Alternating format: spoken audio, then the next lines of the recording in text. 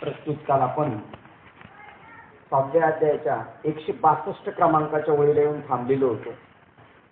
6वा अध्याय योग मार्गाचे मार्गदर्शन करणार आहे आणि योग म्हणजे ईश्वराशी जोडणे, त्याला योग म्हणतात.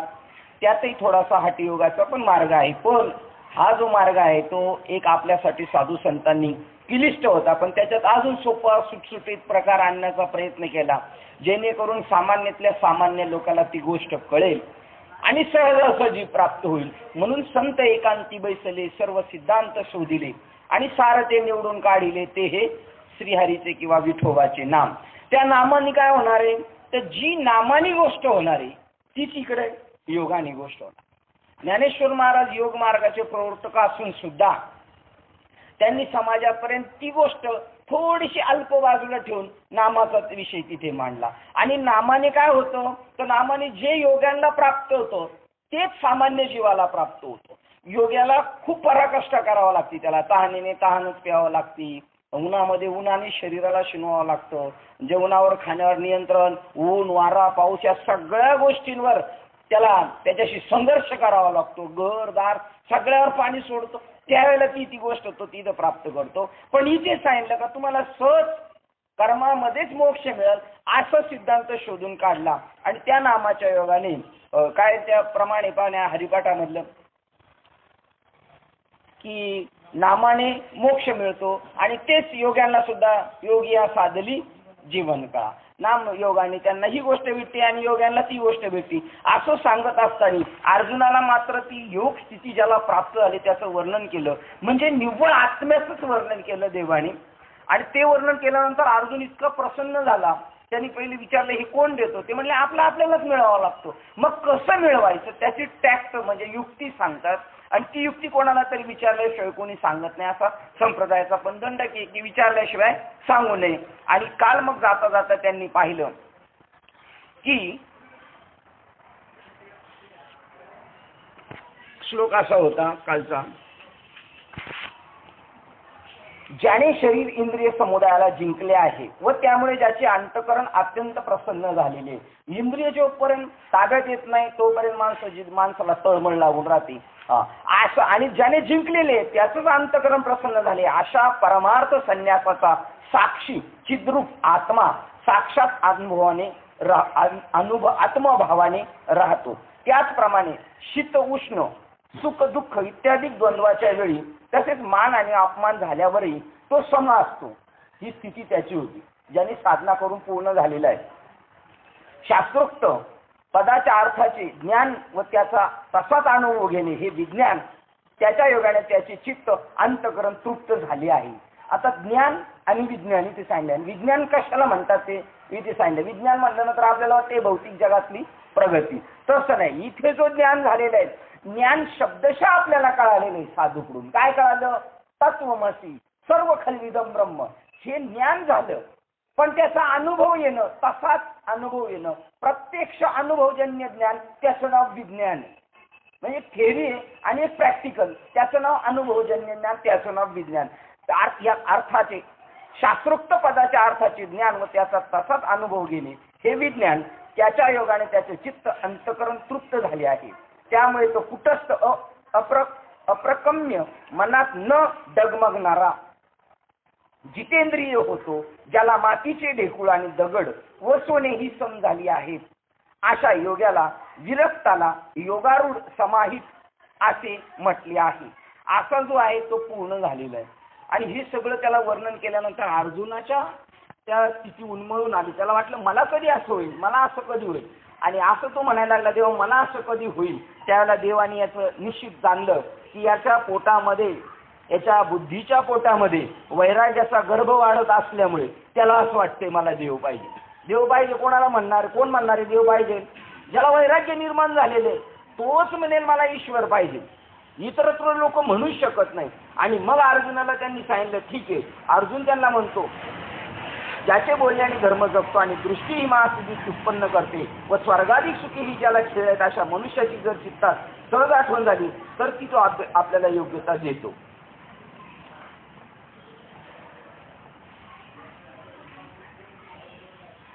आता गेलो काय मी आणि मग अर्जुनाने देवाकडे प्रार्थना केली की मला तो योग मार्ग सांगा.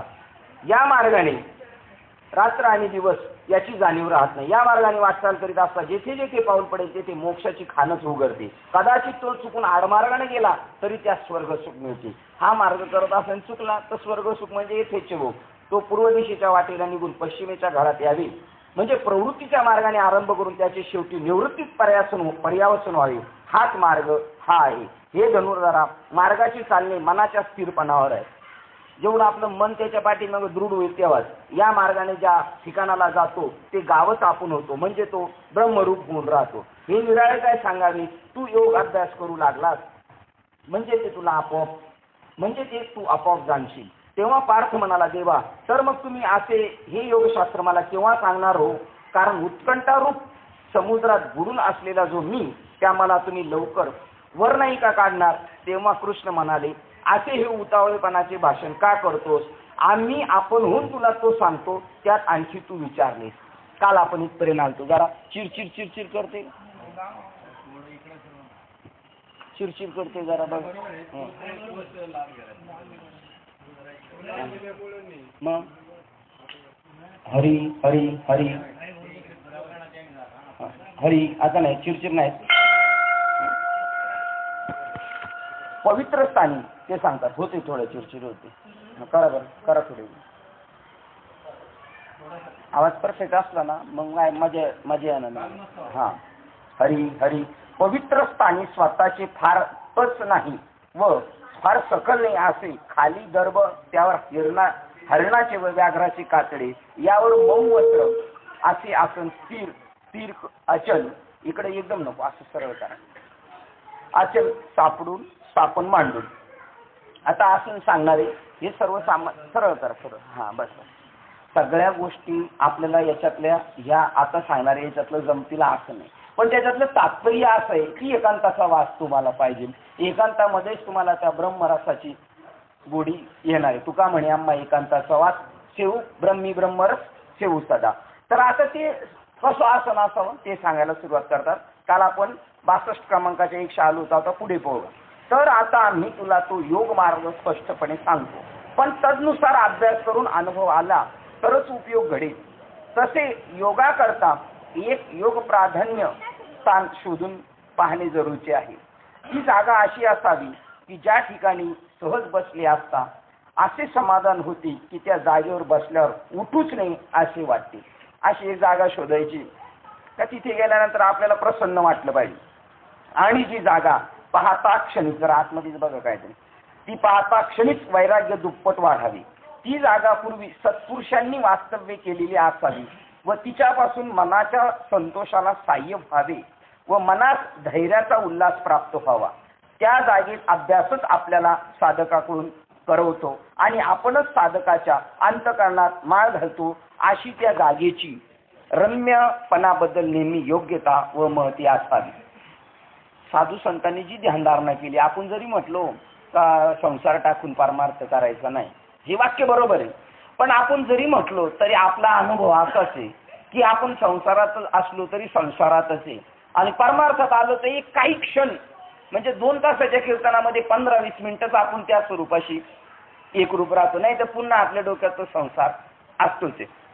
त्याच्यासाठी पूर्वीचे साधू संत जसं ज्ञानेश्वर महाराज तिकडे राहत होते. कुठे? सिद्ध बेटामध्ये. कोणा माणसाचे येणं जाणं नाही ज्याला साधना करायची आणि ह्या गोष्टी गरजेच्या पण आहेत तेवढ्याच. आणि प्राप्त झाल्यानंतर मग तुम्ही बाहेर समरंगणावर असू द्या. अर्जुनाला तर समरंगणावर आहे ती गोष्ट पण नाही सांगितली पण प्रत्येक व्यक्तिमत्वाचा अभ्यास करण्याची साधना ते त्या पद्धतीने सांगतात. त्या जागेवर गेल्यानंतर वैराग्य दुप्पट वाढेल तुमची कारण तिथे महात्म्याचं वास्तव्य आहे. त्याच्यानंतर आसन कसं असावं जागा कशी रम्य असावी की तिथे गेल्यानंतर आपल्याला आतूनच वाटलं पाहिजे नाही प्रेरणाच मिळाली पाहिजे आणि स्वतःहून ध्यान आपल्याला येऊन वरेल अशी ती जागा असावी. रम्यपणाबद्दल नेहमी योग्यता व महती असावी.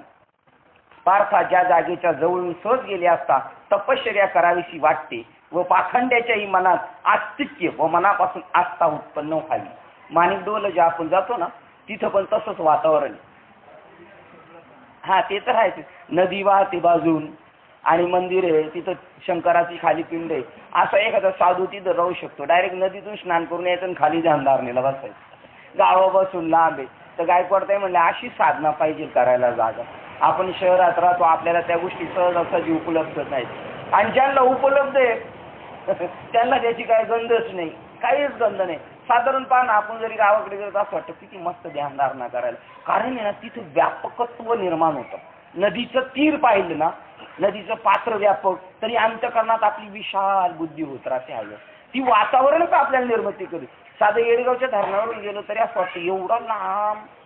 तर त्यामुळे आपली आपली बुद्धी आहे ना, आपली काय म्हणतात त्या वृत्ती अशी व्यापक होती. साधू संत आकाशाकडे पाहायचे, डोंगरावर जाऊन बसायचे. का असं करत होते ते? कारण त्यांना ती साधना तिथं जाऊन ऑटोमॅटिक साधना तीच करून घेते साधकाकडून. पाखंडेच्या मनात सुद्धा आस्तिक्य भाव होईल, म्हणजे जो धर्माच्या विरोधात बोलतोय त्याला सुद्धा वाटेल. म्हणजे जसं का फॉर एक्झाम्पल सांगायचं, रामेश्वर भट्टाच्या बरोबरचे ते सालो मालो घ्या, मंबाजी बुवा घ्या, असल्या लोकांची सुद्धा ज्ञानेश्वर महाराजांना जे त्रास देणार होते असे, म्हणजे त्यांना पाखंडी म्हणजे धर्मातले ते थोडेफार असतातच कार्यरत, पण पूर्णपणे त्यांना ज्ञान नसतं. अशा माणसाला तिथे आस्तिक्य बुद्धी. एखादा मनुष्य सहज वाटेने येत असता जर कोणी अवचित त्या ठिकाणी आला, तर जरी तो विषयासक्त असला तरी ते ठिकाण सोडून परत माघारी निघावायचे तो विसरला. आम्ही तिकडे मागे कपर्दिकेश्वरला गेलो, ते असा सरकटे बाबांना मी विचारलं, बाबा तुम्ही कसं काय इथं? ते म्हणले मी आळंदीत शिकलो विद्यार्थी असताना, आणि म्हटलं आता कुठं जायचं, तर आपल्याला काय पुढे काय करायचं नव्हतं संसार करताना. मग मी अशा जागेत शोधत होतो की आपले असं असं असं, आणि त्यामुळं मला ती जागा रमणीय वाटली, त्यामुळे मी तीच राहिली. बघ,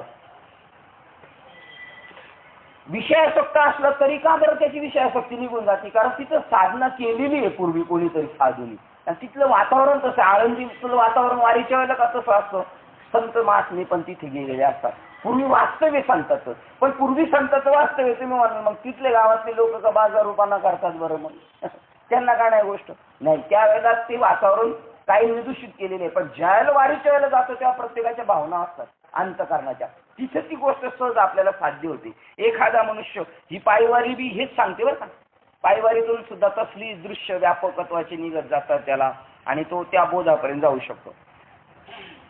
एखादा मनुष्य सहज वाटेने येत असता जर कोणी अवचित त्या ठिकाणी आला, तरी तो विषयासक्त असला तरी ते ठिकाण सोडून परत माघारी निघण्याचे तो विसरतो. अशा रीतीने ज्याला या ठिकाणी राहण्याची इच्छा नाही त्यालाही ती जागा राहून घेते आणि भटकणाऱ्या एके ठिकाणी बसवते व वैराग्यात थापटून हलून जागी करते. एखादा राजा किंवा विलासी पुरुष जरी असला तरी त्यालाही जे स्थान पाहता क्षणी असे वाटते की आपले राज्य सोडून या ठिकाणी एकांतवासात निवांत राहावे. अशा प्रकारचे जे स्थान इतके सुंदर आणि तसेच अतिशय शुद्ध स्वच्छ व त्या ठिकाणी अधिष्ठान ब्रह्म ज्ञान चक्षुष प्रत्यक्ष दिसते, अनुभवास येते, ती जागा ब्रह्मानंद भुवनात सहाय्य करते. ब्रह्म आनंद आपला जो स्वतःचा आनंद अनुभवल्याला ती उपयोग करते. आणखी एक गोष्ट त्या स्थानाच्या बाबतीत पाहावी ती ही की त्या ठिकाणी काही साधकांची वस्ती असावी व इतर लोकांची वर्दळीने ते रुळलेले नसावे. म्हणून तुकाराम महाराज भामचंद्र डोंगरावर, भंडारा डोंगरावर असं त्यांचं भ्रमण होतं. का? ही साधनेची गरजच आहे, नाही म्हणायची सोय नाहीच आहे. त्या ठिकाणी अमृतासारखी मुळात सुद्धा गोड असली व नेहमी फळांनी युक्त असणारी दाट झाडे असावी. तेथे पावलोपावली पावसाळ्याविना पाण्याचे झरे असावे. ते असे की त्याचे पाणी पावसाळ्यातही निर्मळ असते व विशेषतः उतरण्यास किंवा पाणी काढण्यास सोपे असावे. जिथे सूर्याचे ऊनही सौम्य असावे आणि कदाचित ऊन स्वच्छ पडले तर त्यापासून ताप होणार नाही असे शीतल असावे. तसाच वारा अतिशय शांत असून त्याच्या मंद झुळका वाहत असाव्यात. तेथे बहुत करून गडबड नसावी व श्वापदाची गर्दी नसावी, परंतु राघू आणि भ्रमर हे फारसे नसावे. जेथे पाण्याच्या संबंधाने असणारे हंस, 2-4 चक्रवाक पक्षी तसेच एखाद्या वेळेस कोकिळ पक्षी येऊन बसला तरी चालेल. जेथे नेहमी नव्हते पण केव्हा केव्हा येऊन जाऊन मोरही बसले तरी त्यास आम्ही नको म्हणणार नाही. परंतु हे अर्जुना अश्वमेव अशा तऱ्हेचे अवश्यमेव असे तऱ्हेचे निसर्ग सुंदर एक स्थान शोधून ठेवावे आणि त्या ठिकाणी सहजी न दिसणारा बाजूला एखादा मठ किंवा शिवालय असावे. दोहीतूनही जे आपणास आवडेल किंवा ज्याच्या चित्तात पसंत पडेल तसे एक स्थान असावे. बहुत करून एकांतवासात बसावे. म्हणून ते स्थान तसे निसर्ग रमणीय आहे की नाही ते पाहावे. तेथे मन स्थिर राहते आणि नाही ते पाहावे. मन स्थिर राहते किंवा नाही ते पाहावे. आणि स्थिर राहत असेल तर तेथे आसन घालावे. त्याचा प्रकार असा, वर धृतवस्त्राची घडी असून त्याच्या खाली कृष्णांजली व त्याच्या खाली साग्र दर्प असावे. हे दर्भ कोमल असून सारखे व आपोआप एकमेकात लागून एकसारखे राहतील अशा चांगल्या तऱ्हेचे घालावे. परंतु ते आसन कदाचित उंच होईल तर शरीर तोल जाऊन अडकंदेल आणि अगदी सखल होईल तर भूमीचा गारवा अगर इतर दोष प्राप्त होतील. म्हणून तसे उंच वा सकल करू नये तर ते समभाग असावे. आता हे फार वर्णन करणे पुढे अशी आसनाची योजना असावी. मग त्या ठिकाणी हे जे वर्णन केले आहे, पूर्वीचे राजे रजवाडे त्याच्यासाठी जायचे. मुलगा एकदा कर्तबगार झाला का त्याच्याकडे सगळं राज्याचे भार सोपवायचे आणि एकांतात जायचे. ज्यावेळेला धृतराष्ट्र राजा हरले हे आणि सगळे पांडवांच्या हातात राज्य आलं तरी ते म्हणतात तुम्ही राज्य कारभार करा. तर धृतराष्ट्र म्हणतो आता नाही, मला राज्यात इंटरेस्ट राहील. आता मला असं वाटतं एकांतवासात जावं, ध्यानधारणा करा. तर पांडव म्हणतात नाही नाही नाही. त्यांना असं वाटलं की हे वैतागून म्हणतात का, पण ती विरक्ती होती खरोखर. आणि मग ते दोघे निघाल्यानंतर कुंतीला काय जायची गरज होती का? पण कुंती बी म्हणते मला जायचे. आता आपल्यासारखे एखादी कुंती असते तर म्हणले असते आता तर काय द्यायचे दिवस आले, राज्य पोरांच्या हातात आले. रामाचं तसंच झालं. राम राज्यावर बसल्यावर सीता कौशल्य माता ते म्हणतात आम्हाला जायचं आता तपश्चर्येला. त्या आत्मारामाची भेट घ्यायची. आणि राम म्हणतो अगं मी 14 वर्ष थकून आलो आई, मला तुझ्या सानिध्यात राहायचंय. तुझं मला बालपणात जशी तुझी गरज होती तशी मला आता वाटतं तुझ्याशी बसा उठव. ती म्हणली नाही तू मला फसवतोस का रे, तू मला फसवतोस आणि माहेर घालतोस का. पावर म्हणजे ही गोष्ट करणं गरजेची, ती गोष्ट आपल्याला करणं गरजेची म्हणजे गरजेचीच आहे. संसार हा आपल्या पाठीवर पुजलेला आहे. म्हणून मागेच का आपण काल सांगितलं का ज्याला 51 वर्ष लागली त्यांनी एकट्याने वनात जायचं आणि आपलं आत्मचिंतन तोच खरा स्वार्थी जीव आहे. जे संसार करता ते तुम्ही दुसऱ्यासाठीच करून ठेवा. मुलाबाळांसाठी नाही ते मुली वळींसाठी, त्यांच्या पलीकडे तुम्ही काय करणार. पण तुमचा स्वार्थ करी आता बापा, स्वहिताचा स्वार्थ आणि अनर्थाचा अर्थ सांगी आता. ज्याच्यासाठी तू आलेला आहे या जगामध्ये ती गोष्ट कर. आणि ती याच्यातून आपल्याला सांगतात का अशा जागेवर सहजासहजी ती गोष्ट साध्य होऊ शकते. मग त्या ठिकाणी आपण एकाग्र अंतःकरण करून सद्गुरूचे स्मरण करावे व मग आत्मसुखाचा अनुभव घ्यावा. जे ते आदरपूर्वक केलेल्या श्रीगुरु स्मरणाने अहंकाराचा कठीणपणा इतका नाहीसा होतो की तो अष्टसात्विक भावाने अंतर्बाह्य व्याप्त होतो. एवढं प्रेम असलं पाहिजे आपलं आपल्या ज्याने मार्गक्रमण शिकवलं त्याच्याबद्दल आपलं तेवढं प्रेम असणं गरजेचं आहे. कारण कुठंतरी एक भाव ती ठेवला तर त्याच्यातून तुमच्यामध्ये ती प्रगती निर्माण होणार आहे की तिथे आदरपूर्वक केलेल्या गुरुस्मरणाने कोणती गोष्ट थोडेपणी निर्यासव माणसाने लय करावं लागतं असं नाही, थोडं करायचं. जर आदरपूर्वक केलेल्या श्रीगुरु स्मरणाने अहंकाराचा कठीणपणा इतका नाहीसा होतो. पण ज्या गुरुचं स्मरण करायचं त्याचा अहंकार गेलेला असला पाहिजे. नाहीतर त्यांचा अहंकार जर असला ठाम तर आपण त्यांच्या पाया पडलो तर अजून आपल्याला काय होणार, तो अजून बळवणार. कारण तसे ते जसे तसेच आपण होणार आहे. तर त्यांचं स्मरण केलं तर अष्टसात्विक भाव अंतर्बाह्य व्याप्त होतो. आपल्या अंगावर काटा आलं पाहिजे. सुंदर ते ध्यान म्हटल्यानंतर आपल्याला असं गैर भरून आलं पाहिजे. तर समजायचं का आपण वृत्तीशी जवळ येते आहे आणि काहीच परिणाम नाही होत. लोक आजूबाजूची ओरडतात रडतायत आणि आपण निगरगट तर समजायचं का आपलं पाषाण हृदय म्हणून. परिणाम होतो पाषाण हृदयावर हे सांगतात बाबा. सांगायचे 3 सेकंद 3 मिनिट 3 तास 3 दिवस 3 महिने नाही तर 3 वर्षात फरक पडलाच पाहिजे. पण कोणात फरक पडेल? कंटिन्यू साधना करणार आहे त्याच्यामध्ये फरक पडणार आहे, एरवी नाही पडणार आहे. म्हणजे धरसोड नकोय, करमणुकीसाठी नकोय, 8 तासच पाहिजे त्याच्यासाठी. जेथे विषयाचा पूर्ण विसर पडतो, इंद्रियाची विषयाविषयीची हाव तळमळ नाहीशी होईल आणि मनाची स्थिरता होईल. हृदयात शांत घडी बनेल. अशा रीतीने सहज ऐक्य प्राप्त होईपर्यंत त्या ठिकाणी राहावे आणि मग त्याच बोधाने युक्त होऊन आसनावर बसावे. नंतर अंगाने अंग सावरीत आहे व प्राण अपान वायूच आपल्या स्वतःला आवरीत आहे, अशा रीतीने अनुभवाचा स्पष्ट उदय होऊ लागतो. जसजसं चित्त स्थिर होईल तसतसं आपल्याला जसजसं पाणी खळखळायचं बाहेर बंद होत जाईल तसतसं आतमधली वस्तू स्पष्ट दिसणार. तसं अंतःकरणाच्या वृत्ती जसजसं शांत होत जाणार. मग फक्त प्राण आपण चालू आहे, त्याच्यात तोच एक घंटानाद एक प्रकारचं चालू आहे. तिथं आपली वृत्ती हळूहळू तेही आपल्याला अनुभवले की ऑटोमॅटिक माझा प्राण चाललेला आहे आणि तो विशेषत्वाने आपल्याला अनुभवात येणार. नंतर त्या ठिकाणी प्रवृत्ती माघारी फिरते, म्हणजे करावंसं काही वाटणं, पारमार्थिक सुद्धा काही करावंसं वाटणं, ही सुद्धा प्रवृत्ती, काहीतरी करावंसं वाटणं, ही प्रवृत्ती ऑटोमॅटिक मागं फिरते आणि समाधी अलीकडच्या तीरालाच येते. आपल्याला तिकडे जावंच लागत नाही, ती ऑटोमॅटिक आपल्याकडे चालत येते, म्हणजे सहज साध्य होते. मग आसनावर बसता क्षणिक सर्व अभ्यास आपोआप पूर्ण होतो. मुद्रेची थोरवी अशी आहे, तीच आता सांगतो ते ऐक.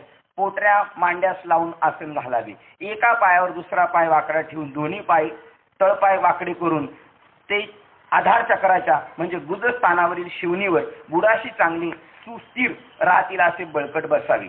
त्यात उजव्या पायाची टाच खाली रोवून ठेवावी. त्याने वृषभपणापासून गुदस्थानापर्यंत असणारी शिवण रेषा मध्ये दाबावी, म्हणजे मग उजव्या पायावर डावा पाय सहजच बसतो. अपानद्वार आणि शिश्न यामध्ये बरोबर जी 4 बोटे जागा आहे त्या 1.5 बोट वर व 1.5 बोटे खाली जागा सोडून मध्ये 31 बोट जागा राहते. तेथे टाचेच्या वरच्या भागाने दाबावे व या टाचावरील टाचवरच शरीर तोलून धरावे. शरीर उचलले आहे की नाही हे समजून न देता पाठीच्या कणाचा शेवटचा खालचा भाग उचलावा आणि त्याच प्रमाणात दोन्ही पायाचे घोटे उचलून धरावेत. मग पार्थ हा सर्व शरीराचा आकार घोट्याच्या माथ्यावर दुसऱ्याच्या आधाराशिवाय स्वतः सिद्ध राहील असे बसावे. अर्जुना, हे मूळबंध नामक आसनाचे लक्षण होय.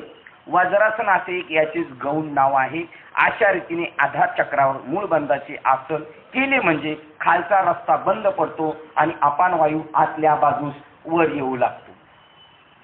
हा साधना आपल्या साधू संतांनी बी केलेली. काय तुकाराम महाराजांचं प्रमाणे मूळ गाठ घाला बंदी, खांद्या अवघ्या उपाधी, पण त्याच्या सुरुवात काय? लाहू करा गाठ घाला मूळ बंदी, सांडा अवघ्या उपाधी, लक्ष लावून राहा गोविंदगा. मूळबंध म्हणजे आपली आत बाहेर जी अधोमुख जाणारी वृत्ती ती दाबून ठेवायची, म्हणजे ते ऑटोमॅटिक वर निघतं. पुढे सांगणार ते पहा. नंतर द्रोणाकार झालेली हस्तांजली. आता ह्या गोष्टी आपल्याला आपण काही करायची गरज पण नाही. असं पण आपल्याला बाबांनी टॅग दिलेले. आपण या सदरातून पुढे गेलेलो आहे, त्याच्याबद्दल काही वाद नाही. आपल्याला कसं त्या शेती समरस व्हायचं हे शिकवलेले, पण अट्टा असेल तो मात्र कायम गरजेचा आहे. नंतर द्रोणाकार झालेली हस्तांजली सहज डाव्या पावलावर बसते व त्यामुळे दोन्ही खांदे वर उचललेली दिसतात. त्या वर चढलेल्या खांद्यात शिरकमल ही आत घडते आणि डोळ्याच्या पापण्या झाकाव्यास लागतात. वरच्या पापण्या काहीसा ढाळ येतो व खालच्या पापण्या खालीच प्रफुल्लित झाल्यामुळे पसरतात. त्यावेळी डोळ्यांची अर्धी उघडली व अर्धी मिटलेली अशी दृष्टी सहज होते. अशा रीतीने दृष्टी आपल्या आत राहते. जर कौतुकाने बाहेर आलीच तर ती नेमकी नाकाच्या शेंड्यावर पडते. अशी आतल्या आत दृष्टी कायम राहते, ती पुन्हा बाहेर येत नाही. म्हणून अधोन्मिलित दृष्टीचे नाकाच्या शेंड्यावरचे राहणे होते. आता इतर दिशाकडे पाहावे आणि दुसरी रूप पाहावी अशा सर्व इच्छा आपोआप नाहीशा होतात. मग गळ्याची नळी संकुचित पावते व हनवटी गळ्या खालच्या गळकीत अडकून बसते व वृक्षस्थलाच्या वरच्या बाजूला दृढ होऊन दाबून रोवून राहते. हे पंडुकुमारानंतर कंठमणी दिसेनासा होतो. असा जो बंद पडतो त्यास जालंधर बंद असे म्हणतात. जो बेंबीवर स्पष्ट पुष्ट होतो, पोट खपाटीला जाते व हृदय कमल अंतर्यामी प्रफुल्लित होते. अर्जुना, स्वादिष्ठान चक्राच्या वरच्या भागावर आणि बेंबीच्या खालच्या ओटीपोटी भागामध्ये जो बंद पडतो त्यास ओडियाना बंद असे म्हणतात. अशा रीतीने शरीराच्या बाहेर भागास अभ्यासक्रमाची स्थिती सुरू होते. तोच आत मनाच्या चंचलाधिक धर्माचे बळ नाहीसे होते, म्हणजे कल्पना खुंटते. मनाची बाह्य विषयाकडची धाव थांबते आणि सहजच शरीर शरीर व मन शांत होते. भूक काय झाली, झोप कोणीकडे गेली याची आठवणही नाहीशी होऊन त्याचा पत्ता देखील लागत नाही. मूलबंधाने कोंडलेला अपान वायू ऊर्ध्वगतीने मागे फिरला म्हणजे सहजच वर अवघडल्यामुळे फुगवटा धरतो. तो अपान वायू खवळून बलवत्तर होतो व अडकलेल्या जागी गुरगुरतो आणि तेथेच राहून नाभिस्थानीच मणिपूर चक्राशी धक्के देत झुंजत राहतो. ह्या आपल्या साधनेमध्ये या प्रक्रिया सहज होत असतात. मग अशा रीतीने बळावलेली वाहुटळ चोहूकडे पोटात संचार करून ढवळून शोधन करते आणि बाळपणापासून साचवलेली कुचकी घाण बाहेर टाकते. त्यात वायूला आत वळण्याला कोठे जागा नसल्यामुळे तो कोठ्यात प्रवेश करतो आणि कफपित्ताचा थारा राहू देत नाही. सप्तधातूचे समुद्र ओलांडतो, मेदाचे डोंगर फोडतो आणि हाडातील मज्जा बाहेर काढतो. नाड्यास सोडवतो, अवयवांना शिथिल करतो आणि साधकाला भीती दाखवतो, परंतु त्याने भिवू नये. तो व्याधी उत्पन्न करतो आणि लगलीच नाहीशी करतो. रक्ताधिक ओलसर व द्रव पदार्थ आणि मांसाधिक घट्ट पदार्थ जड एकत्र कालवतो. कधी कधी आपल्याला भीती वाटते ही साधना करताना. अर्जुना, मुरडलेला आपण वायू एकीकडे हे कार्य करीत असतो, दुसरीकडे काय प्रकार होतो तो पहा.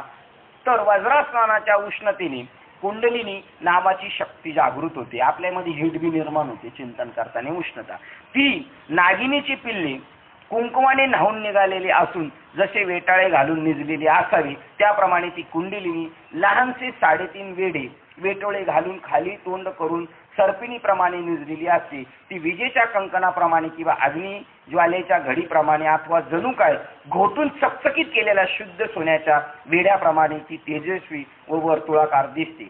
तशी व्यवस्थित आकुंचित पावलेली व नाभिस्थानाजवळच्या संकुचित स्थिती स्थळी दाटून बसलेली असते. ती वज्रासनाच्या चिमट्याने चेपल्यामुळे जागी होते. तेव्हा नक्षत्र तुटून पडावे किंवा सूर्याचे आसन मोडावे अथवा तेजाचे बीजापासून अंकुर फुटावा त्याप्रमाणे ती कुंडलिनी आपले वेढे सोडून कौतुक आणि अंगीचा आळस झाडून नाभिस्कंदापर्यंत उभी राहिलेली दिसते. सहजच फार दिवसांनी भुकेलेली असते.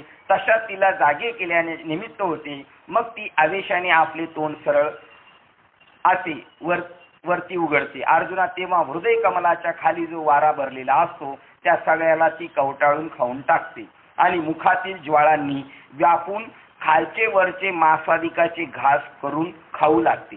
ज्या ठिकाणी मांस असेल त्याच्या वरच्या वर सहजच घास घेते आणि हृदयाजवळील मांसमय भागाची 1-2 घास घेते. म्हणजे त्याला साधनेला पूरक अशी त्याची शारीरिक सुद्धा स्थिती करते. बरोबर ना? हे वास्तविक तुम्ही वर्णन करायला पाहिजे आहे की नाही. मग तळपाय तळ हातात त्याचे शोधून करून वरील अंगातील भेद करते आणि हर एक अंगाचा व सांध्याचा झाडा घेते. आपला मूळ आश्रय तर सोडित नाही, पण तेथूनच नखातील सत्व काढते व त्वचा धुवून त्या त्वचेला हाडाच्या व शरीराच्या सापळ्यात चिटकवते. आस्तीच्या म्हणजे ह्या गोष्टी काय ही कल्पनाच आहे एक प्रकारची. का ही कल्पना आहे आंतरशुद्धी त्याच्या शरीराची. प्रकृती अशी त्याची होणार. जी आलस्य आहे तो दोष आपल्यातून निघून जाणार. आपल्याला जसं एखाद्या वेळेला आजारामध्ये थंडीच्या दिवसात असं वाटतं अंगले जड होते डॉक्टरकडे जाऊन काही कामधंदा करावाच वाटत नाही. तसं साधनेसाठी ह्या पूरक तुमच्या शरीरातल्या प्रक्रिया होतात. तुमच्यामध्ये कफ वात पित्त याला प्रमाणात आणलं जातं. साधनेला पूरक अशी तुमची शारीरिक स्थिती होती. अस्थिच्या नळीतील रस निरपून घेते व शिराचे गाभे म्हणजे आतील सत्व ओरपून टाकते. त्यावेळी बाहेरील केसाच्या बीजाची वाढ करपून जाते. नंतर तहानेने पीडित अशी ती सप्तधातूच्या सागराचा एक घोट घेऊन आपली तहान भागवते आणि लगलीत शरीरात सर्वत्र खडखडीत उन्हाळाच करते. दोन्ही नागपुड्यातून जो 12 बोटे बाहेर वाहणारा वारा त्या वायूला गच्च धरून ती कुंडलिनी आत माघारी फिरवते आणि मूलबंधामुळे आपण वायू वर येत असतो. त्यामुळे त्यावेळेस खालचा आपण वायू वरती अंकुचित होतो व वरचा प्राण खाली असतो आणि मग त्या प्राण आपणाच्या आलिंगनामध्ये चक्राचे सांगाडे तेवढे उरतात. ज्यावेळेला आपण ध्यानाला बसतो त्यावेळेला ऑटोमॅटिक श्वासाची गती वाढते. आपण कधी कधी सांगताना म्हणतो हा चालू द्या डबल श्वास घ्या. हे नाही ऑटोमॅटिक ती होती. त्या संघर्षणामधून वरचं खालचं त्याच्यामध्ये ती गोष्ट होती. 12 बोटे आपलं बाहेर श्वास जातो, 16 बोटे आत जातोय. अंगुले म्हणजे बोटे. आणि ती गोष्ट आहे त्यालाच म्हणतात 12-16 जणी हरिसिने नेती म्हणून फिरती रात्रंदिवस. तोच त्याला अजून नाथबाबा कबीर बाबा म्हणतात, आवत जावत कोई नाही धर. हा एकदम जवळ म्हणजे तो ओंकारच तुम्हाला सिद्ध करायचा. तिच्यावर आलेले सगळी बंधनं उडून टाकायची. बंधना मूलबंधामुळे आपण वायूवर येत असतो, त्यामुळे त्यावेळेस खालचा आपण वायू वरती आकुंचित होतो, वरचा प्राण खाली खचतो आणि त्या प्राण आपणाच्या आलिंगनामध्ये चक्राचे सांगाडे तेवढे उरतात. एरवी प्राण आणि आपण या दोहींचा तेव्हाच एकत्र मिलाप झाला असता, परंतु ती कुंडलिनी क्षणभर बावरी होऊन तुम्ही येथे कोण, तुम्ही माघारी जा असे त्यांना म्हणते. अर्जुना ऐक, शरीरातील सर्व पृथ्वीचा भाग खाऊन टाकून काही एक शिल्लक ठेवीत नाही. तसाच पाण्याचा भाग तर सर्व चाटून पुसून टाकते आणि अशा रीतीने दोन्ही भूतांची सर्व द्रव्य भाग खाऊन टाकल्यावर तिची संपूर्ण तृप्ती होते. मग ती सौम्य होऊन स्वस्थपणे सुषुम्ना नाडीपाशी राहते. तेथे तृप्तीच्या संतोषामुळे ती मुखातून जी द्रव पदार्थ रूपी गरळ ओपते, त्या गरळ रूपी अमृताच्या योगाने प्राण जगतो. तो गरळ रूपी अग्नी तिच्या मुखातून बाहेर निघतो खरा, परंतु तो शरीरात अंतर्बाह्य निववितो. त्यावेळी सर्व अंगातील पूर्वी गेलेले सामर्थ्य पुन्हा येऊ लागते. नाड्यांची वाहने बंद पडते, वायूचे 9ही प्रकारही जातात, म्हणून शरीराचे धर्म राहत नाही. इडा व पिंगळा या नाड्या एक होतात, 3ही गाठी सुटतात आणि 6 चक्राचे पदर म्हणजे संबंध नाही तसे होतात. मग चंद्र आणि सूर्य अशी या वायूला अनुमानाधिक काल्पनिक नावे, कल्पित नावे. तो नाकापुढे कापसाची वाट धरून पाहिले तरी दिसत नाही. बुद्धीची ज्ञानकळा जागच्या जागी नाहीशी होते आणि नाकामध्ये उरलेला सुगंधही सूक्ष्म वायू ही कुंडलिनी बरोबर मध्यमेत म्हणजे सुषुम्ना नाडीत प्रविष्ट होतो. त्यावेळी वरच्या बाजूस मस्तकातील जे चंद्रामृताचे तळे आहे त्याला हळूच धक्का बसून ते एका अंगावर कलंटे व त्यातील अमृत कुंडलिनीच्या मुखातून पडू लागते. त्यामुळे तिच्यातील रस भरून तो सर्वांगात संचरू लागतो. त्यामुळे तो प्राणवायू जेथल्या तेथेच मोडतो. मग तापलेल्या मुशीतील मेण नाहीसे होऊन ती मूस जशी ओतलेल्या केवळ रसाने गच्च भरून राहते, त्याप्रमाणे शरीराच्या आकाराने जणू काय वर त्वचेचा पदर पांघरलेले मूर्तिमंत केवळ तेजच अवतरले आहे. सर्व आभ्राच्या बुरख्यात दडून राहिलेला जो असतो, सूर्य आभ्राच्या बुरख्यात दडून राहिलेला असतो, परंतु तेच आभाळ निघून गेल्यावर तो ज्याप्रमाणे आपल्या तेजाने वर येतो, त्याप्रमाणे शरीरावरील वरवर असणारा त्वचेचा जो कोरडा पापुद्रा तो कोंड्याप्रमाणे निघून जातो. मग जणू काय मूर्तिमंत स्फटिकच अथवा रत्नरूप बीजाचा निघालेला कोंबासारखी केशरी वर्णाची त्याच्या अवयवाची कांती दिसते. नाहीतर संध्याकाळच्या आकाशाच्या रंगाची लाली काढून त्याचे ते अंग बनवले असावे असे वाटते, अथवा आत्मचैतन्याच्या तेजाने शुद्ध लिंगच असावे, किंवा ते कुंकुमाने पूर्ण भरलेली किंवा चैतन्य रसाने ओतलेली केशरी वर्णाची शरीराकृती ती मूर्तिमंत शांतीच असावी असे मला पाहताना वाटते. ते आनंदरूपी चित्राचा रंग किंवा परब्रह्म सुखाची प्रत्यक्ष मूर्ती अथवा संतोषरूपी वृक्षाचे बळावलेले जणू काय रोपच आहे असे भासते. तो सोनचाफ्याचा कळा किंवा अमृताचा पुतळा किंवा नाजूकपणाचा भराला आलेला मळाच शरद ऋतूच्या पौर्णिमेच्या ओलाव्याने सुशोभित झालेली चंद्रबिंब किंवा जणू काय मूर्तिमंत तेजच आसनावर विराजमान झाले आहे की काय. त्याप्रमाणे ज्यावेळी कुंडली चंद्रामृताच्या तळ्यातील अमृत पिते त्यावेळी त्याचे शरीर दिसू लागते व त्या शरीर आकृतीला साक्षात यम देखील भीतो. वृद्धपणा परतून मागे जातो, तारुण्याची गाठ उलगडते आणि गेलेली बाल्यावस्था पुन्हा प्राप्त होते. वयाने पाहिले तरी एवढासाच दिसतो, परंतु अतिशय पराक्रमी पुरुषा इतकी कृत्य करतो व त्याची धैर्याची महती व अनुपम्य असते. सुवर्ण वृक्षास पालवी फुटून रत्नाच्या कळ्या व नित्य नव्या त्याप्रमाणे त्याच्या तेजाची शरीराला नवी नखे निघून सतेज दिसतात. दातही दुसरे होतात, परंतु अतिशय बारीक असतात, जणू काय दोन्ही बाजूला हिऱ्यांची 2 पंक्तीच मांडल्या आहेत. सर्व अंगावरील रोमांची आगरे अणु एवढ्या मानकाच्या कर्णिकाप्रमाणे लहान अशी सतेज सहजच उद्भवतात. हातापायाचे तळवे रक्त कमळाप्रमाणे लाल असतात आणि डोळे अत्यंत स्वच्छ असतात. ते काय सांगावे, शिंपलीमध्ये मोती परिपक्व दशेला येऊन फुगल्या कारणाने त्या शिंपलीत मावत नाहीत, म्हणून शिंपीच्या 2 शकलांचा सांदा उकलतो. तुम्ही म्हणाल काही वाचून दाखवायचं काम चाललंय.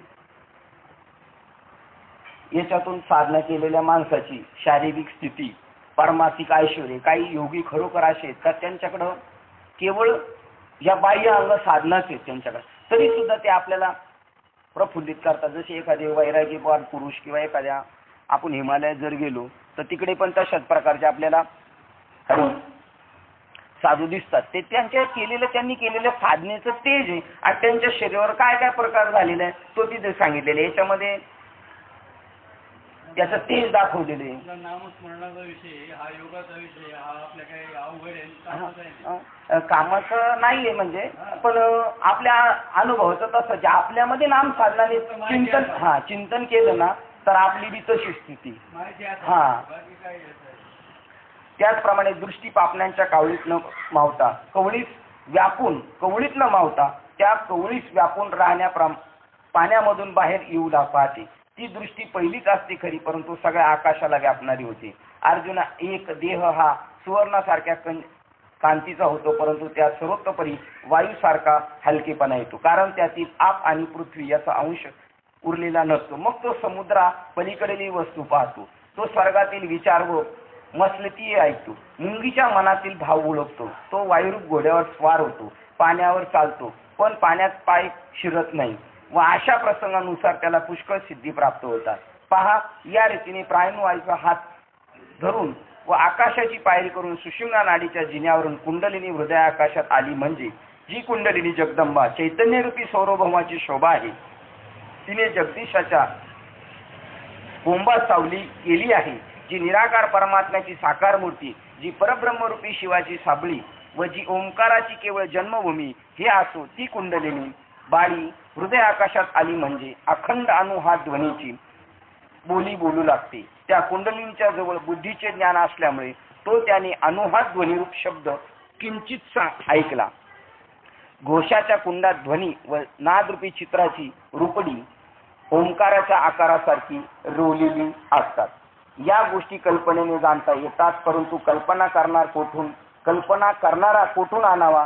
कारण ज्याचे जीवात्म्याशी ऐक्य झाले असते, म्हणून त्या हृदय आकाशात कसली गर्जना होती ती काही समजत नाही. अरे अर्जुना, मी तुला एक गोष्ट सांगण्याची विसरलो बुवा. ती कोणती? तर जोपर्यंत प्राण अपान वगैरे वायूचा नाश झाला नाही तोपर्यंत हृदय आकाशात शब्द असतो आणि म्हणूनच तेथे अनुहात ध्वनिरूपी शब्द घुमत असतो. काय वाक्य सांगितलं? प्राण अपान वगैरे वायूचा नाश झाला नाही तोपर्यंत हृदय आकाशात शब्द असतो आणि म्हणूनच तेथे अनुहात ध्वनिरूपी शब्द घुमत असतो. त्या अनहात नादरूपी मेघाच्या गर्जनेने हृदय आकाश दुमदुमास लागते, तेव्हा ब्रह्मस्थितीची खिडकी सहज उघडते. अर्जुना ऐक, कमळातील पोकळीच्या आकाराप्रमाणे हृदय आकाशात जी पोकळ जागा असते ते जणू दुसरे महाकाशच आहे. तेथे चैतन्य हे अधांतरी वास करते. त्या चैतन्याला हृदय आकाशाच्या घरी असलेली कुंडलिनी परमेश्वरी देवी हे आपल्या तेजाची शिदुरी अर्पण करते. द्वैत ज्यास पाहणार नाही असा बुद्धिरूपी भाजीस हातात वाढून घेतलेला चांगला नैवेद्य अर्पण केला. कुंडली आपली तेजरूपी कांती अर्पण केल्यानंतर ती केवळ वायुरूप होऊन राहते. त्यावेळी ती अशी भासते. म्हणून म्हणाल तर प्रत्यक्ष वाऱ्याची पुतळी असावी व तिने सोनसळी जर तरी वस्त्र पांघरलेले असावे. मग ते वस्त्र फेडून तिने एका बाजूस ठेवावे अशी दिसते. किंवा दिव्याच्या ज्योती वाऱ्याच्या झुळका लागल्याने विजावी किंवा वीज चमकून आकाशात विलुप्त अदृश्य व्हावी. त्याप्रमाणे हृदय कमळापर्यंत जणू काय सोन्याची सतेज सरीस किंवा कुंडलिनीच्या तेजरूप पाण्याचा झरा हृदय कमळापर्यंत वाहत आलेली आहे अशी दिसते. मग तो जळाचा झरा हृदयरूपी भुसभुशीत भूमीत एकाएकी जिरावा, तसे कुंडलिनी शक्तीचे रूप शक्तीतच लय पावते. अशी स्थिती झाल्यावर हिला शक्तीच म्हणावायचे. एरवी ती खरोखर केवळ प्राणवायुरूप असते असे जाण. त्यावेळेस ध्वनी बिंदू कळा ज्योती ही नाही तशी होतात. नंतर मन जिंकणे, वायूचा निरोध करणे किंवा ध्यान करणे हेही प्रकार तेथे राहत नाही. आणि कल्पना घे व ती कल्पना टाक हे प्रकारही तेथे संभवत नाही. म्हणून कुंडलिनी जागृतीने अशी ही केवळ महाभूतांची आठणी होते.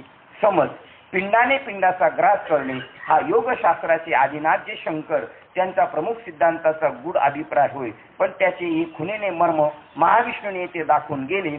श्री ज्ञानेश्वर महाराज म्हणतात, हा महाविष्णूच्या संकेताचे गाठोडे सोडून व यथार्थ रूप वस्त्राची घडी झाडून साफ करून श्रोते हेच त्या मालाचे गिराईक आहेत असे जाणून मी त्यांच्या पुढे ही घडी उलगडून ठेवली आहे. अर्जुन ऐक, ज्यावेळेस शक्तीचे तेज नाहीसे होते त्यावेळेस देहाचे रूपही नाहीसे होते. देह वायुरूप होतो आणि तो योगी इतके सूक्ष्म रूप धारण करतो की तो लोकांच्या डोळ्याला दिसेनासा होतो. एरवी ते शरीर पूर्वीप्रमाणे सावयव असते, परंतु जणू काय ते केवळ वायूचेच बनलेले आहे असे होते. किंवा केळीचे सोपटे काढून त्याचा पोकळी रूप गाभा उभा करावा म्हणजे जसे काहीच उरत नाही, किंवा आकाशात जसे अवयव फुटावे असा तो दिसतो. तसे जेव्हा त्याचे शरीर होते तेव्हा त्याला खेचर म्हणजे आकाशात संचार करणारा असे म्हणतात. ही सिद्धी प्राप्त झाल्यावर शरीरधारी सामान्य लोकांचा तो मोठा चमत्कार वाटतो. पहा, योग साध्य करणारा साधक चालून गेल्यावर पाठीमागे त्याच्या पावलांची ओळ उमटलेली असते. या प्रत्येक पावलाच्या ठिकाणी अनिमादिक अष्टसिद्धी हात जोडून उभ्या असतात. परंतु धनंजया ऐक, अनिमादिक सिद्धींशी आपल्याला काय कर्तव्य आहे? काहीच नाही. पण एवढे खरे की पृथ्वी आप व तेज या तीन भूतांचा असा देहातल्या देहातच लोप होतो. पृथ्वी तत्वाला उदकत्व विवरते, उदकत्वाला अग्नी तत्व जिरवते आणि तेज तत्वाला वायू तत्व अशा क्रमाने हृदयात विरवते. पाठीमागे शेवटी एकटा वायू आपण उरतो, पण तो शरीराची आकृतीने असतो, पण तोही काही काळाने निघून हृदय आकाशात जाऊन विलीन होतो. त्यावेळी कुंडलिनी हे नाव ही भाषा जाते, मग मारुती हे नाव प्राप्त होते. तरी पण ती जोपर्यंत शिवाशी एकरूप होत नाही तोवर तिची शक्ती पण कायम असते. मग ती जालिंदर बंद ओलांडते, काकीमुख कंठस्थानी विशुद्ध चक्रातून फोडून वर जाऊन मस्तक आकाशाच्या ठिकाणी जाऊन पोहोचते. ती ओंकाराच्या पाठीवर पाय देऊन पश्चंती वाचीची पायजी मागे टाकते. पुढे ओंकारातील म व अर्ध मात्रेत मागे टाकून त्याने ध्वनित केलेल्या भ्रमर गुंफेतून ज्याप्रमाणे नदी सागराला मिळते तशी ती मस्तकापर्यंत जाऊन मिळते. नंतर मस्तकाच्या पोकळीत सहस्रदळ कमलातील ब्रह्मरंध्रात स्थिर होऊन सोहम या भावनेच्या बाहू पसरून परब्रह्मलिंगास मिठी मारून त्याच्या स्वरूपाशी ऐक्य पावते. तेव्हा त्या पंचमहाभूताचा पडदा नाहीसा होतो आणि मग शिव आणि शक्ती यांचे ऐक्य होते.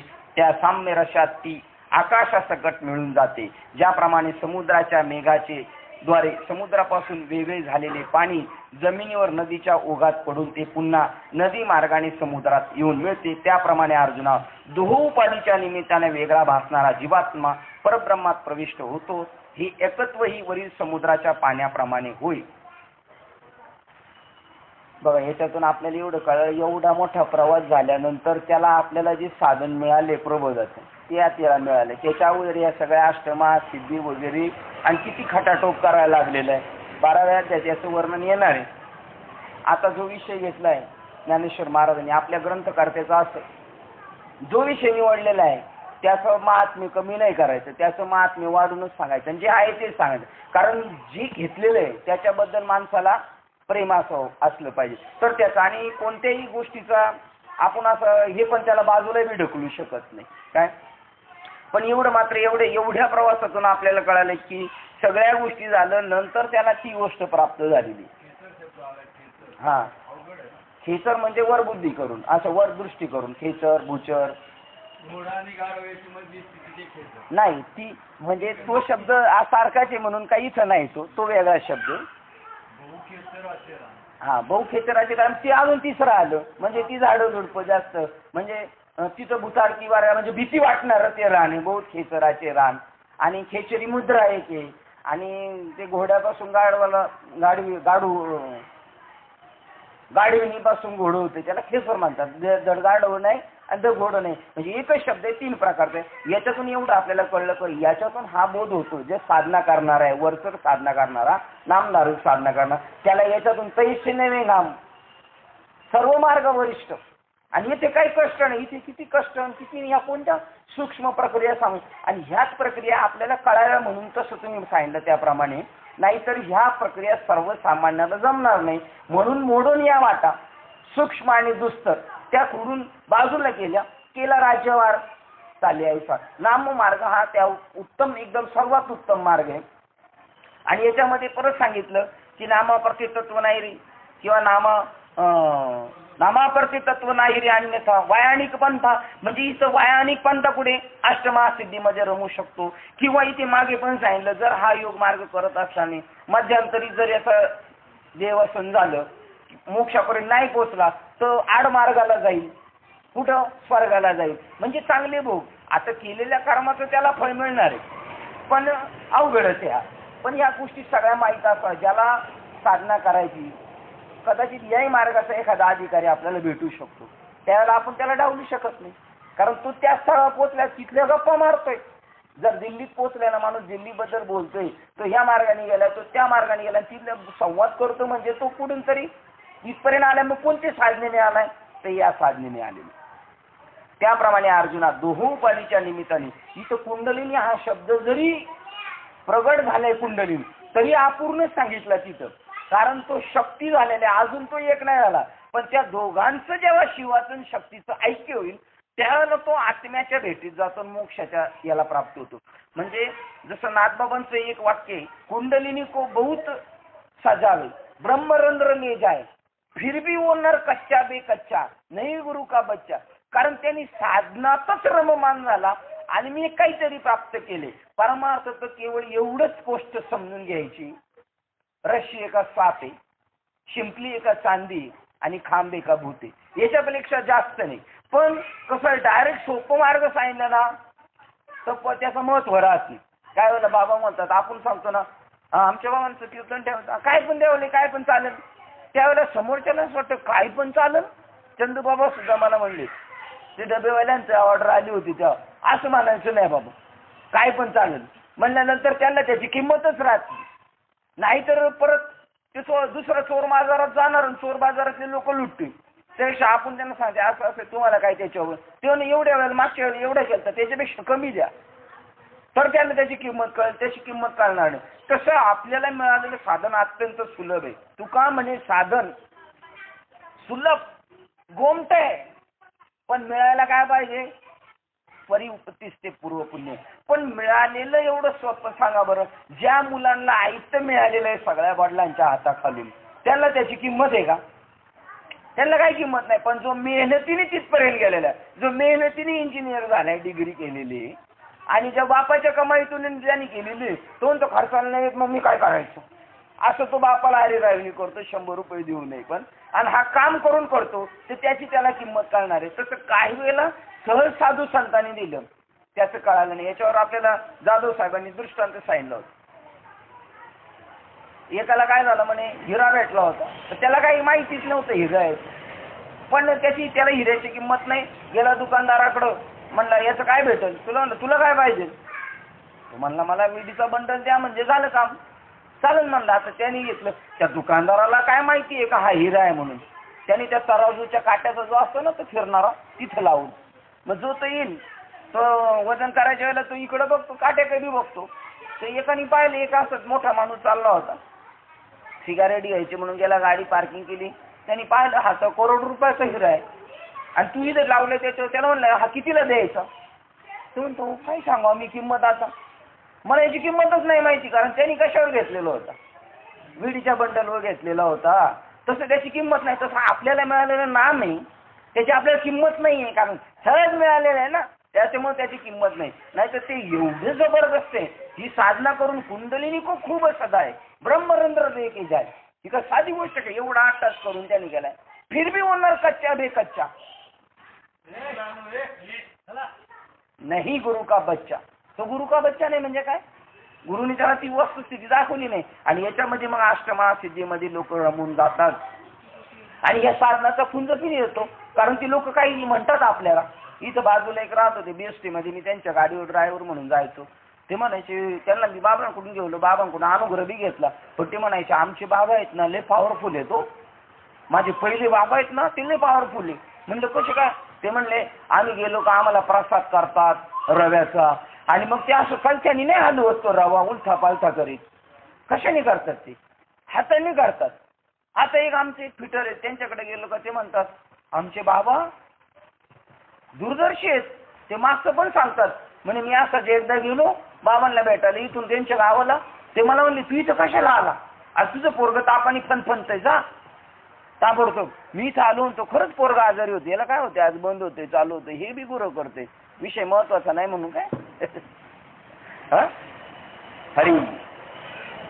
तर हे काय कळून उपयोगाचं आहे आपल्याला. आपल्याला आकाशाचं पलीकडचं कळून काय, आपल्याला आत्मस्वरूप कळालं तरच होणार. वो सच्चा गुरु का बच्चा है, नहीं तो बाकी सब कच्चा है. आकाशाचा लय पावते, तसा जीव शिवाशी ऐक्य होण्याचा प्रकार आहे. अशी जी काही एक ब्रह्मस्थिती आहे ती जो कोणी अनुभवाने होईल त्यातच ती स्थिती प्राप्त होईल. म्हणून त्या अवस्थेची अनुभवाची गोष्ट शब्दांकित करून दाखवता येत नाही की ज्यामुळे ती गोष्ट संवादाच्या गावात पोहोचू शकेल. साधनाचं सगळं सांगू शकतो, असं साधन पाहिजे, त्याच्या शरीरावर काय होणार आहे, त्याचं शरीर कसं हलकं फुलकं होणार आहे, तो समुद्रावरून चालल, काय गरज आहे. एक मनुष्य असं म्हटला होता, समुद्रावर मी पायी चालत जातो. तर बाबा म्हणले कशाला बाबा आयुष्य घालवलं तू याच्या पायी, त्याच्यापेक्षा रानामध्ये गेला असता, लाकड कापली असती, बोट तयार केली असती, तू बी गेला असता, बाकीचे लोक गेले असते. असा साधू संतांनी नाममार्ग शोधून काढला की पोहणाराला तर पोहता येईल, पण ज्या स्त्रियांना बालकाला जाता येणार नाही मग त्यांनी नावेत बसून, तुका म्हणे नाव उदकी जनासाठी राहू, संत महात्मा आणि नाम हे साधन त्याच्यापेक्षा सोपं आहे. पण इथे सांगितलं. आणि आता याच्या शेवटची स्थिती जी सांगायची ती सांगता येत नाही. पा तेव्हा मागच्या याच्यात माऊली म्हणतात, जी न सांगण्याजोगी श्रोते म्हणतात, अर्जुन ज्ञानेश्वराला तुला ती गोष्ट सांगता आली जी शब्दाच्या कायात कधीच सापडत नाही अशी. ते म्हणतात अर्जुना सहज विचार करून पाहिली तर.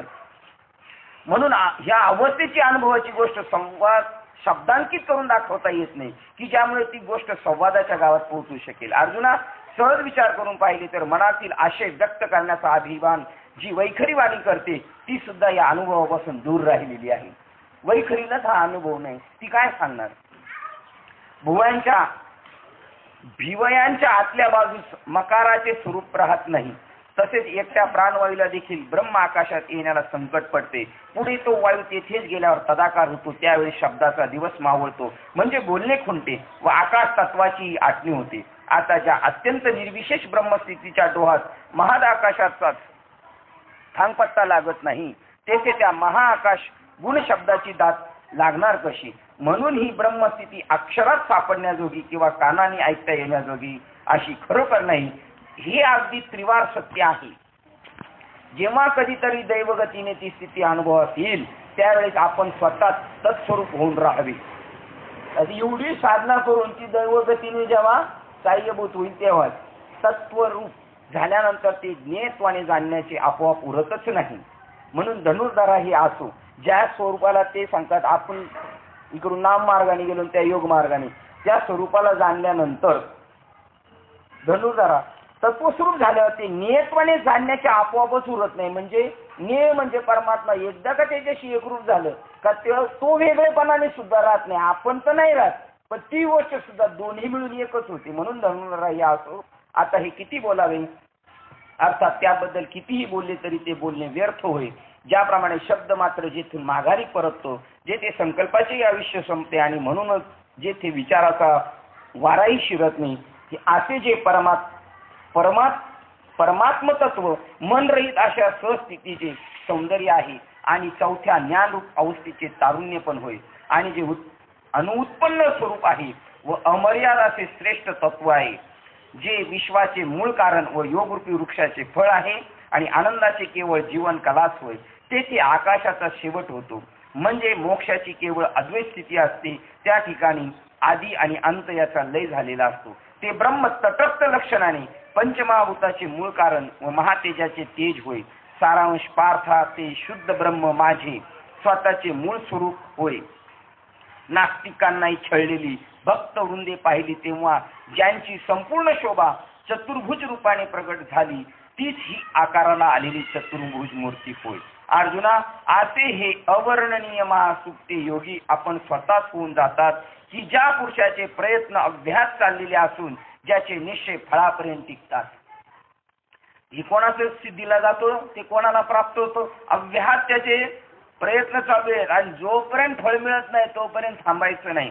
आम्ही हे जे अष्टांग योगाचे साधन सांगितले ते स्वतः शरीराने जे करतील ते योगाने शुद्ध होऊन माझ्याच योग्यतेस येतील. त्या योग्यांची शरीरे परब्रह्मरूपी रस देहांकृतीच्या मुशीत ओतून तयार केलेली सतेज मूर्तीच असे ते शरीराने दिसतात. जर हा अनुभव अंतःकरणात अभिव्यक्त झाला तर हे विश्व सर्व त्याला मावळते. तेव्हा अर्जुन म्हणाला, ठीक महाराज, आपण जे बोलला ते अगदी सत्य आहे. कारण देवा, आपण आता जो उपाय सांगितला तो ब्रह्मप्राप्तीचे ठिकाण आहे, म्हणून त्या उपायाने ब्रह्म साक्षात्कार होतो. आपण जो हा मार्ग सांगितला त्याचा दृढ निश्चयाने जे अभ्यास करतात ते खात्रीने ब्रह्मत्वाला पावतात. हे आपल्या सांगण्याच्या रीतीवरून मला समजले. देवा, ही योगाची केवळ गोष्ट ऐकतानाच चित्तात ज्ञान उत्पन्न होते, तर मग प्रत्यक्ष अनुभवाने तल्लीनता कशी बरी प्राप्त होणार नाही. म्हणून हे जे आपण सांगितले यात काही अन्यथा नाही, परंतु क्षणभर मी जी विनंती करतो तिकडे लक्ष द्यावे. कृष्ण, आता तू जो मला योग सांगितला तो माझ्या कानाला फार चांगला पटला, परंतु माझ्या ठिकाणी अधिकाराची उणीव असल्या कारणाने मी त्याचे अनुष्ठान करू शकत नाही असे मला वाटते. आता माझ्या अंगात जेवढी योग्यता आहे तेवढ्याने जर हा अभ्यास सिद्धीस जाईल तर मी मोठ्या समाधानाने याच मार्गाचा अभ्यास करीन. किंवा देवा, तुम्ही जसे सांगता तसे माझ्याच्याने होणार नाही असे आपणास वाटत असेल तर माझ्या योग्यतेच्या मनाने माझ्या हातून जे होण्यासारखे असेल तेच देवास विचारू. अशी माझ्या मनाची समजूत झाली. हेच आपल्याला विचारण्याचे कारण होय. अर्जुन म्हणतो, आता मी विचारतो, आपण इकडे लक्ष द्यावे. महाराज, आपण हे जे योग साधन सांगितले ते मी ऐकले, परंतु वाटेल त्याने ह्याचा अभ्यास केला तर याची प्राप्ती होईल का? किंवा काही इकडे बघा बरं.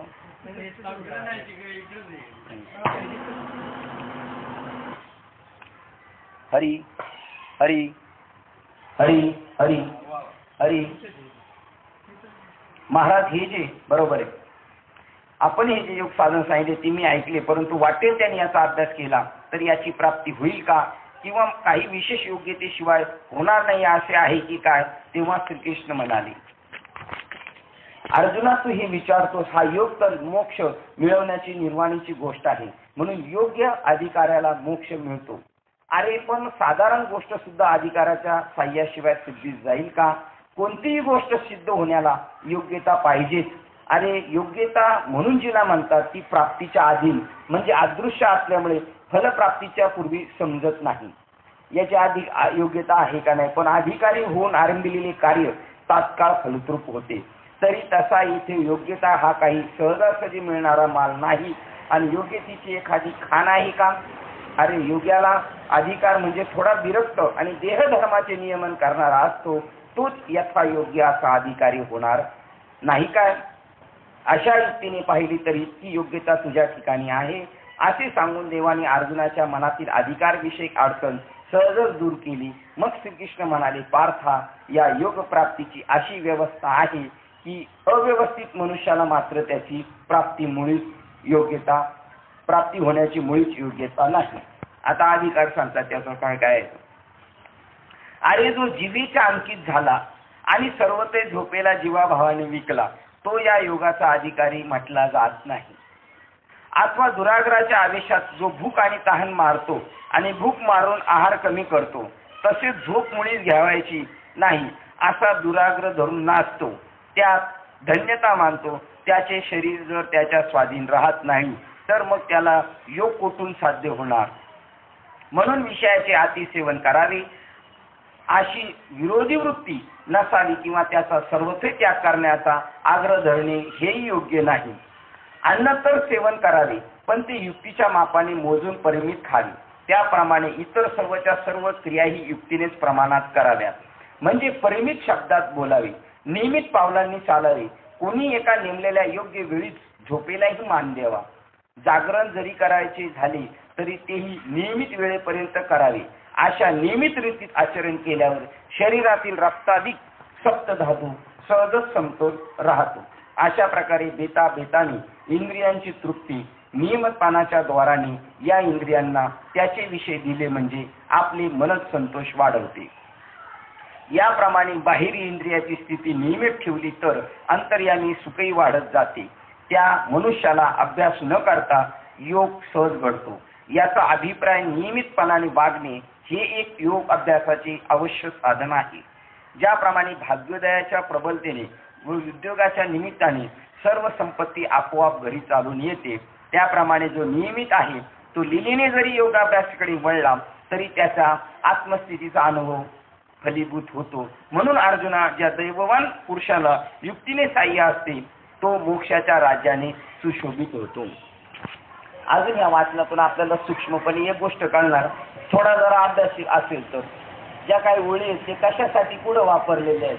आता हे आपण म्हणतो कधी कधी, आपले महात्मे पण म्हणतात, बाहेरचे लोक सुद्धा म्हणतात की भाग्याचे निबडते उद्यमाचे निमिषे संपत्ती आपचे घरी घे. पण हे किम निमर्थ सांगितलेले योगाच्या बद्दल सांगितलं, योग महात्मे वाढण्यासाठी सांगितले. दुसरा मगाशी अजून एक विषय येऊन गेला होता, अधिकार. आपले बाबा काही वेळेला मोठ्या बाबांची वाक्य आहेत अधिकार, पण हा अधिकार कोणाबद्दल सांगितलेला आहे का योगाबद्दल. पण तसं तो अजून एक त्याच्यामध्ये शुद्ध गोष्ट सांगितली का अधिकार हा योग्यतेच्या म्हणजे अधीन त्याच्या आतल्या उर्मीवर अवलंबून आहे. जर एखादा दुबळ्या मनाचा आहे पण त्याला जर तसं जर तीव्र हे दिलं, त्याला काय म्हणतात चालना दिली, जसं तानाजी मालुसरे पडल्यानंतर लोक लागले पळून जायला, पण सूर्याजींनी त्याला एक वेगळंच पुरण दिलं, तर ती योग्यता त्यांच्या हातातून घालवली होती. पण प्राप्तीवर परत डोळे ठेवले त्यांनी, जिंकून मारा नाही तर उड्या टाकून मारा, यांना मारून मारा नाही तर उड्या टाकून मारा. मग ते पुन्हा त्या कामाला लागले. म्हणजे तुमची जेवढी तळमळ आहे तेवढी, आणि तुम्ही देहधर्माने ते सांगितलं त्यांनी, देहधर्मावर तुम्ही हे झाले पाहिजे, थोडंसं वैराग्य पाहिजे. योगाचा अधिकार थोडासा विरक्त आणि देहधर्माचे नियमन करणारा, शरीराला काही ठेवणारा आणि संसाराबद्दल विरक्त, तोही इथं अधिकारी. नियमित वागणारा जर योगाभ्यास करील, आणि हे योगाने वागणारालाच नाही, नेहमी साधना करणारा जनरल पर सामान्य माणूस जरी नियमाने वागत असेल तर त्याला फायदा होणारच नाही. नियमित वागणारा व योगाभ्यास करण्याची इच्छा झाली तर तो योग गंगा आणि यमुना यांचा संगम झालेल्या प्रयाग तीर्थाप्रमाणे होईल. त्या आत्मस्वरूपी प्रयागाच्या ठिकाणी ज्याचे मन क्षेत्र संन्यास करून कायमचे स्थिर राहते, त्याच मनुष्याला तो योगयुक्त मन आणि प्रसन्न रूप हे लक्षात ठेव की ज्याच्या चित्ताला निर्वात स्थलीच्या दिव्याची उपमा योग्य लागू पडेल. आता तुझ्या मनातील भाव जाणून आम्ही तुला काही सांगतो, थोडेसे सांगतो, ते तू चांगले चित्त देऊन ऐक. तू योग प्राप्तीची इच्छा मनात बाळगतोस, परंतु अभ्यासाच्या बाबतीत तू तत्पर असत नाही. त्या अभ्यासाच्या काय झालं बघा, इकडे काय झालं, बाहेर सगळं काढून सगळं इकडचे तिकडे तिकडचे इकडे. हरी हरी हरी हरी हरी बंद केला तरी चालू. हरी हरी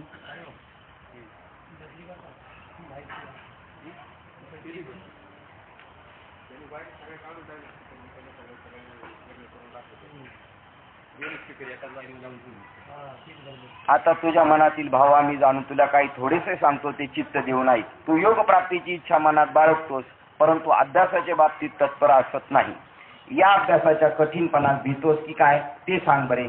पार्था, कदाचित तू भीती मनात बाळगशील, पण तसे करू नकोस हो, कारण दुष्ट इंद्रिय त्या अभ्यासाचा उगीच बागुलबुवा करून भीती दाखवतात. पहा बरे, आयुष्यात स्थिर करते, जे आयुष्यात स्थिर करते, वाढवते आणि जे संपणाऱ्या जीवितालाही मागे आणते, मृत्यू टाळते, त्या औषधाला देखील जीवा शत्रू समजत नाही का? त्याचप्रमाणे आपल्या हितात जे चांगले ते नेहमी या इंद्रियांना दुःखदायक वाटते. एरवी या योग साधने इतके दुसरे काही सोपे साधन आहे का? म्हणूनच अभ्यासाच्या बळकटपणापासून येतपर्यंत जो आम्ही खरा चांगला योगाभ्यास सांगितला, त्या योगानेच या इंद्रियांचा निग्रह झाला तर होईल. एरवी तरी या योग साधनेमुळे जेव्हा इंद्रियांचा वेध लागतो तेव्हा आपण होऊनच चित्त हे आपल्या आत्मस्वरूपाची भेट घेण्याकरता निघते. चित्ताची स्वाभाविक असलेली बहिर्मुख धाव टाकून परत अंतर्मुख होते व आपण आपल्या आत्मस्वरूपात पाहते. त्यावेळी त्याला हे आत्मतत्वच मी आहे अशी ओळख पडते. त्या ओळखीबरोबरच ते सुखाच्या साम्राज्यावर बसते आणि मग आत्मानंदात समरसतेने लय पावते. आणि त्यापेक्षा दुसरे अधिक काही नाही, व ज्याला इंद्रिय कधीच जाणत नाही असे जे आत्मस्वरूप म्हणजे ब्रह्मरूप ते चित्त आपण स्वतःच आपल्या ठिकाणी होऊन राहते. अशी स्थिती प्राप्त झाली. मग मेरू पर्वतापेक्षा मोठ्या दुःखाच्या डोंगराने देह दडपला तरी त्याच्या भाराने त्याचे चित्त तत्वता दडपले जात नाही. आता पुन्हा आपल्या कालच्या जागेवर आलं. साधना मार्ग संपला आणि साधना प्राप्त झाल्यानंतर त्याची स्थिती काय होती ती दोघांची सेम आहे. अशी स्थिती प्राप्त झाल्यानंतर मेरू पर्वतापेक्षा मोठ्या दुःखाचे डोंगराने देह दडपला तरी त्याचा भाराने त्याचे चित्त तत्वता दडपले जात नाही. किंवा शस्त्राने त्याचा देह तोडला अथवा देह अग्नीत पडला तरी निरातिशय महासुखात निमग्न झालेले त्याचे चित्त परत फिरून जागृत होत नाही. ज्याप्रमाणे चित्त आपल्या आत्मस्वरूपात प्रवेश करून राहिल्याबरोबर तो देहाची आठवणही विसरतो आणि अनिर्वाच्य ब्रह्मसुख बनल्यामुळे इतर सर्व गोष्टीचा त्याला विसर पडतो. मला वाटतं थांबावं. हरी त्या ब्रह्मसुखाच्या गोडीने मारून चालवायचा का 15 मिनिट ज्या ब्रह्मसुखाच्या गोडीने संसाराच्या तोंडात गुंतलेले जे मन ते विषय वासनेची आठवण ठेवीत नाही, जे योगाचे सौभाग्य संतोषाचे केवळ राज्य आणि ज्याच्या करता ज्ञानाची आवश्यकता ते ब्रह्मसुख अभ्यासाच्या योगाने मूर्तिमंत दिसू लागते आणि ते सुख पाहिले तर तो पाहणारा स्वतः अंगाने सुखरूप होतो. तरी पण बाबा अर्जुना एका दृष्टीने हा योग सोपा आहे तो असा की संकल्पाचे पुत्र जे काम क्रोधाधिक त्यांचा नाश करावा म्हणजे मग त्या संकल्पाला असा जेव्हा पुत्रसुख दाखवावा तेव्हा तो साध्य होतो. हा संकल्प जर विषय वासनारूप कामाधिक लय पावले असे ऐकले व इंद्रिय नियमानाच्या योग्य स्थितीत वागलात असे पाहिजे तर तो संकल्प छाती फुटून आपल्या जीवितालाच मुकेल.